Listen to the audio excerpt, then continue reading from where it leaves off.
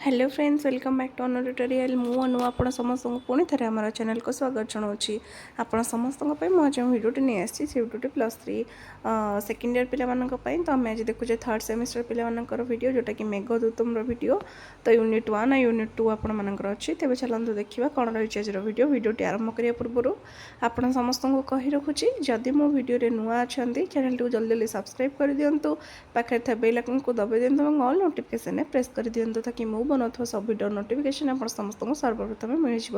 भिडियोटी भल लगे लाइक करूँ सांग मान सहित शेयर करने जमार भूलुनि तेज चलते आरंभ कर भिडियो डेरी न करके देखूँ कौन रही भिडियोटी तो फर्स्ट आमर श्लोक सब देदें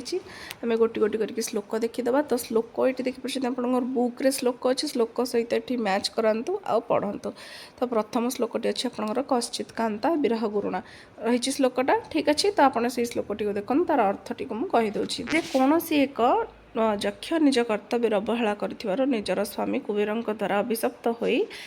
1 वर्ष पर्यंत घंच और निबिड़ छायायुक्त नमेरु वृक्ष परिपूर्ण रामगिरी आश्रम निर्वासित होई बास कला सेठारे थिबा झरणार जल जनक कन्या सीतांकर स्नान फल पवित्र होइतिला तस्मिन् नद्रौ तापर श्लोकटी आरंभ हो द्वितीय श्लोकटी तो तापर कौन हो देखो डट डट डेज माने संपूर्ण श्लोकटी को आपन को फुलफिल करने को पड़ो देखिकी ठीक अच्छे तो स्त्री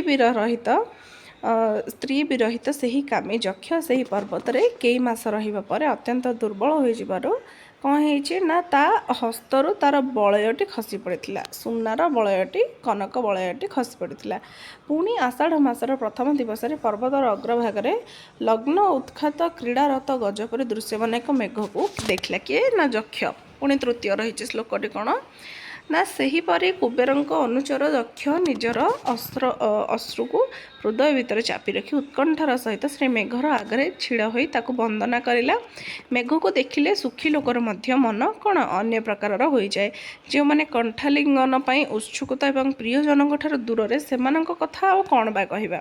श्रावण मास हुए प्रियतमार जीवन रक्षापी इच्छुक यक्ष से ही मेघ द्वारा निजर कुशल संदेश पठाइबा उत्सुक थिला तेणु से अभिनव कुटज फूलंकर कहीं उपहार दे प्रीति करथिला कौन गोटे